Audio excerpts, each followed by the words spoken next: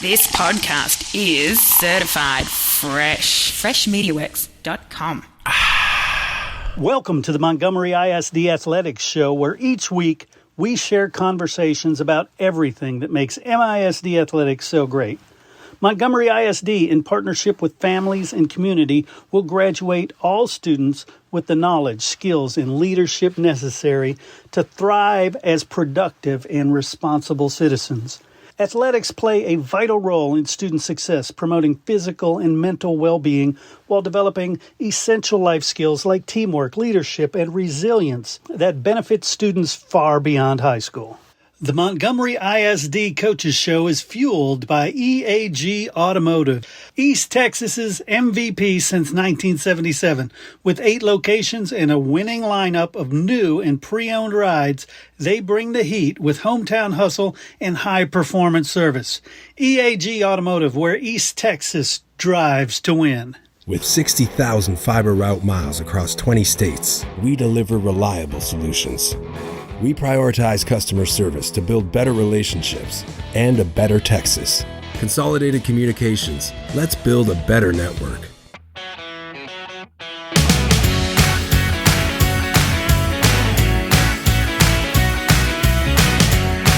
All right, everybody join me in welcoming Coach Kelly Savoy, the Montgomery girls basketball coach. Welcome. Thank you. Thank you for having me. Appreciate it. You bet. So, yeah, I know we're into the season a little bit already, but I wanted to talk about last year's team, 21-12, and 20 wins generally gets you a playoff spot, but not in your district. No, not in our district. It's I've said it. I said it last year. I'll say that, and I believe it to be true again this year. It's the toughest from top to bottom district in the region, in my opinion. Yeah, it's crazy. Yeah, it's a very competitive district all the way around. There's no real, cupcakes or whatever you want to call them. Right. You better show up ready to play every night. No doubt. So talk to me about what you lost off of last year's team, and then we'll talk about this year's team. Well, we graduated quite a few kids. We graduated 6 seniors last year, two of those seniors were varsity players for all 4 years. So wow. We lost a lot of experience last year to graduation, the last couple of years actually. So we're real young this year. We'll put it that way. We're calling them the baby bears. So. Yeah, I love that. And talk to me about who you have this year. Who you're expecting big minutes from and big numbers. Well, the fortunate thing that we have this year is we've got 2 great seniors returning, 2 of our captains, and Peyton Hartz and Cassidy Bogert. Peyton has been a varsity player since her freshman year. This was Cassidy's second year on varsity, and just having their senior leadership, their experience is helping already pay dividends because, like I said, we are so young and inexperienced. So having those 2, those are only 2 seniors, and then we've got a couple of juniors, a few juniors. Actually, one foreign exchange student who's a junior, Carmen Moreno, who's given us some depth at post. We've got 2 other juniors. One was on the varsity last year, Kinley DeVries. She's currently out. She had surgery on her hand. We're hoping to get her back in a few weeks. And then we've got Samira Hubbard, who's up from the JV from last year, this year as a junior on varsity. As Myra's got a great motor, as they say. She's a quiet kid, but she flies around, so she's helping us quite a bit there. And then we get to our young ones. We've got, out of 12 varsity kids, 7 are freshmen or sophomores. So now a couple of sophomores have varsity experience. We're on varsity last year as freshmen, including Jaden Mayberry, her role is, she didn't get a lot of time on the court last year. She's starting for us this year and has been outstanding. And then Maya Stilley, who is a post kid for us, was on our freshman team last year. She stepped up and she's starting for us and doing a great job. And then we've got a sophomore, Briley Esnard, who was first team all district last year on varsity as a freshman. Mm-hmm. So she's our point guard. She runs the show out there, and there's a lot. She's got big things ahead of her. She's an excellent player. And then we've got our little ones, our four freshmen, Ella Russell, McKinley Matthews, Henley Clark, and then Peyton Harns. All four have gotten a lot of minutes already early in the season. And, we're still learning. We'll make some freshman mistakes here and there, but overall it's been really good. Really excited about this group. Nice. Yeah, this sounds pretty good. And we talked about last year's varsity, but how did the sub varsity do? That may give us a glimpse into what we have moving up. Well, they both sub varsity teams were very competitive last year. I can't, off the top of my head, I can't tell you the overall records, Sure. but both were very competitive. And like I said, we've added some kids, from both of those teams to the varsity this year, and they've stepped up and are playing like varsity players now, and that's all we can expect from them. Yeah, no doubt. And what is your how long have you been there as a head coach? This is my 9th season, I believe, at Montgomery. Yeah. Well, that's what I figured. I knew you'd been there a little while, but I have to ask that before this question because talking about scheduling, because some people inherit a schedule, and this is your schedule though. So what is your philosophy when it comes to pre-district? Obviously, you do the tournaments, but as far as picking opponents, are you looking to get the girls some early wins to feel good about themselves, or do you want to just throw them in the fire and get them tested? Because once they hit this district, they're going to be tested. Oh, for sure. They'll be tested here in about a week or so when we open up with Lake Creek. Honestly, my philosophy, it varies from year to year. Mm-hmm. And I'll be honest with you, sometimes it's just whoever we can get to play, Now this year, being so young, we switched up our schedule a little bit, playing in a couple of different tournaments that we haven't played in before. We just got back from San Antonio, played in a tournament up there, played some really good schools, got into the gold bracket after winning our first 2 games, and then lost 2 tough ones, basically, won by 2 in the semifinal. We lost by 2 and then lost at the buzzer in the third place game. So my philosophy, especially with these young kids, is, and I tell them every year, really, we just want to be in as many different situations in non-district as we can, different game situations, get different types of opponents, so that when we do get in that kind of situation, when it matters, like in a district game, that we've been there, right? Yeah. We whether we successfully handled it or we didn't, and we learned from it. Either way, like I said, this past weekend, I think we learned some things. We learned more in the 2 losses than we did in the 2 wins. I'll put it that way. Yeah. Nice.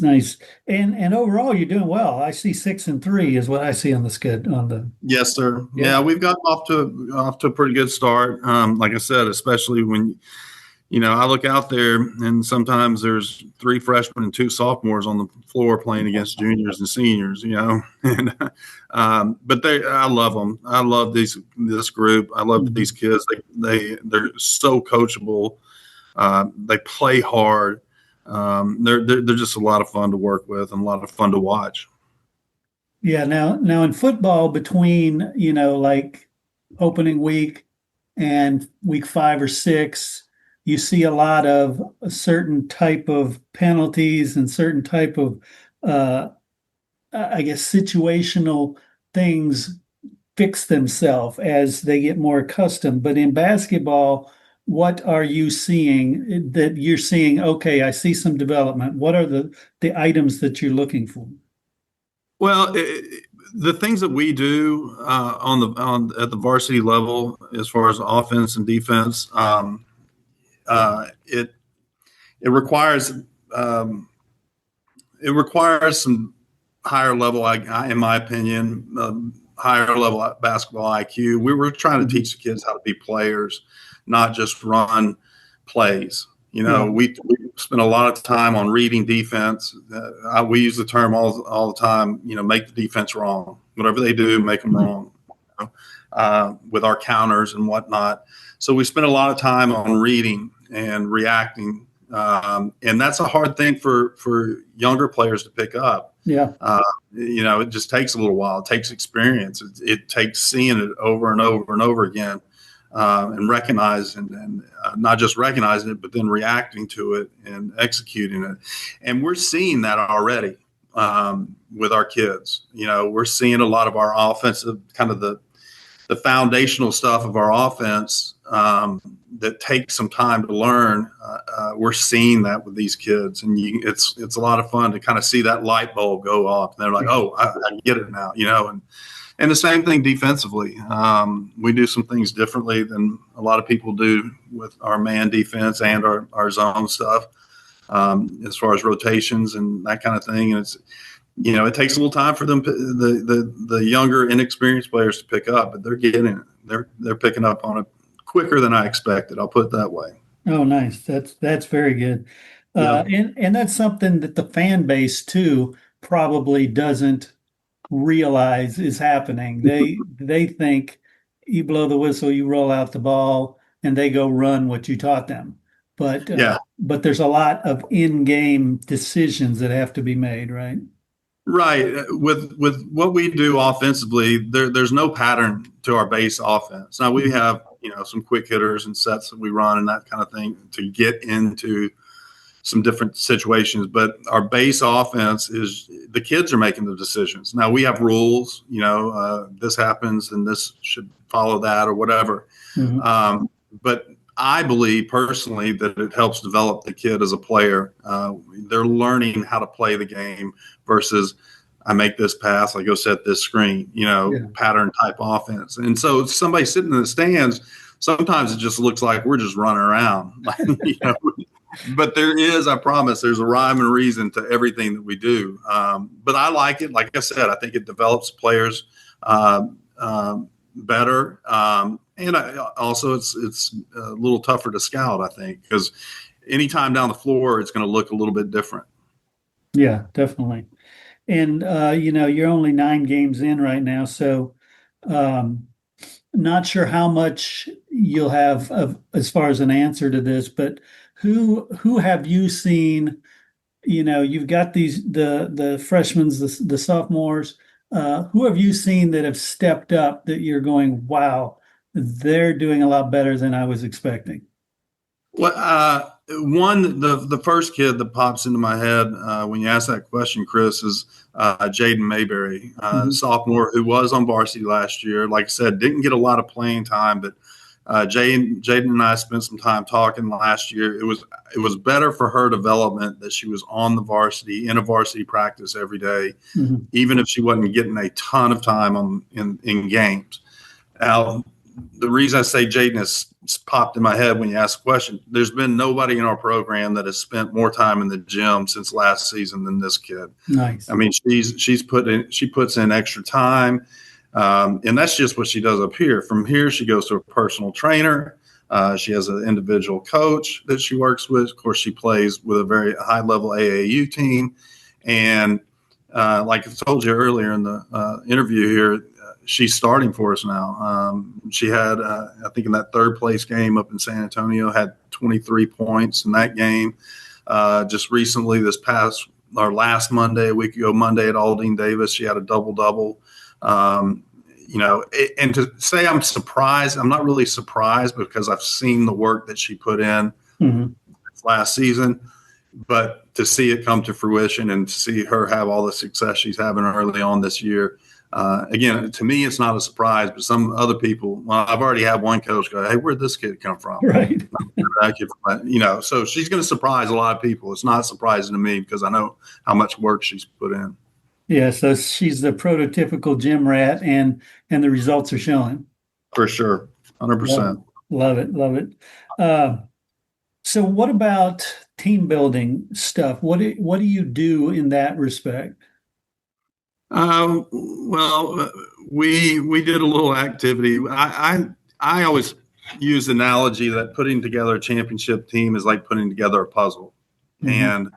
and you can have most of the pieces of the puzzle, but if you're missing one, that puzzle's never complete, right? You Right. know, so we talk a lot about having all the pieces, and the pieces include the players. It includes commitment, dedication. It includes love, gratitude, all these different intangible kind of things. So we did a little thing at the beginning of the season. We had a puzzle that we painted with our school colors, painted purple and gold, and on the back of each of those puzzles were things like I just mentioned: gratitude, appreciation, unselfishness, commitment, so on and so forth. And we sent the kids on a scavenger hunt around the school. So like our principal, Dr. Clavo, had a piece, and we had a clue for them to go find him. And it was really kind of a neat thing. They went around and they found all these pieces, and when they brought it all back, they put the puzzle together. And once you put the puzzle together, it said character wins championships. So it's just a motto that I believe in. Yeah. I believe we win with good kids, with good championship character. And then also each of the kids got a piece of the puzzle that they've hung on their travel bags with their names on it. So it's just as a reminder, hey, you're an important piece of this puzzle. We try to put together a championship. I love that. And what about the fan base there for the girls? Some teams have a huge fan base at home. Others have uh, fans that travel as well. How does your fan base do? I would say our fan base is growing. Hmm. It's tough, obviously, especially when the boys, as they're in season now, and they've got a game, and we've got a game, and we're at different places and that kind of Yeah. thing. But I'll tell you this, just based on the few home games that we've had so far, seems like our student section is getting a little bit bigger and bigger each time as kids start talking about the way this team plays. They Yeah. play fast. We shoot a lot of threes, and we hang up threes in the gym every time somebody makes a three from our team. And the students in the student section will get the number 3 sign, run it up to the top of the bleachers, hang it on the wall, and everybody gets a kick out of that. So I think as word gets around our school, especially in our community, about how these kids play and how fun they are to watch, that those crowds will keep getting bigger and bigger. Definitely. The Caitlin Clark effect is real. So hopefully it spills over. Yeah. Uh, and speaking of Caitlin, do you have anybody shooting logo threes? We've got a couple that have stopped and pulled up quite a ways behind the 3-point line. I'm like, okay, well, you can talk to our kids. They get in more trouble for passing up an open three than they do for Yeah. shooting. That's just our philosophy. And but yeah, we've got Briley Esnard and the freshman Peyton Harns. I got to be careful. We got a Peyton Harts and a Peyton Harns.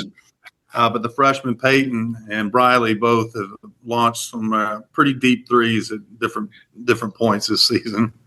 Yeah, those are the ones where the fans are going, "Oh no, no, no, no, yes," Yeah. when it is. Well, the coach is doing that too sometimes. Right. So.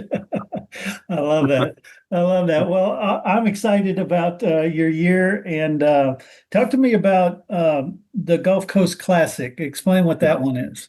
This is it's a good tournament coming up for us this Mhm. weekend. Of course, it's a Gulf Coast Classic, but it's at Barbers Hill High School hosts it, and Barbers Hill is perennially one of the top girls basketball teams in this region. Mhm. Coach down there does a great job, and it's going to be a good tournament. It's a tough tournament. We open up with 6A Bridgeland. And then we'll more than likely, if we can get that game taken care of, we're going to have a rematch with Grand Oaks, who we lost to over their place at the start of the season, which I'd like to play them again. I think just to see the growth that we've had with our kids since that early game. Definitely, definitely. Well, again, Coach, like I said, I'm excited about the year. It looks like you've got all the right pieces. It's just a matter of how fast they develop. Yeah, yeah, yes, sir. I appreciate you taking the time. Best of luck this season, man. Thank you, Chris. Appreciate you having me. Take care. Take care. Bye.